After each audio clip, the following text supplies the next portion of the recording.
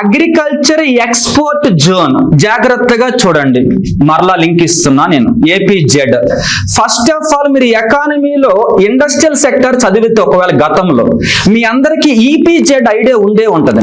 Export processing zone. ఈపీజెడ్ 1994 ఎక్కడ?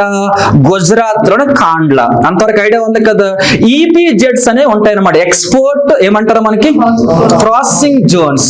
ఈపీజెడ్ 1994 అవి కాండ్లా గుజరాత్ వాళ్ళు ఫస్ట్ ఏర్పాటు చేశారు. తీసేస్తే ఈపీజెడ్ నే తర్వాత ఎలా మార్చారంటే ఏపీజెడ్ గా మార్చారు. మరలా చెబుతున్నాను, 1994 లో ఈపీజెడ్లు ఉండేవి.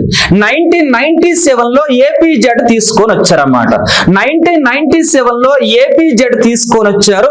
ఏపీజెడ్ అంటే అగ్రికల్చర్, అక్కడ ఉంది కదా ప్రాసెసింగ్ అంటే ఏజెడ్, అది ఏజెడ్ అగ్రికల్చర్ ఎక్స్పోర్టింగ్ జోన్.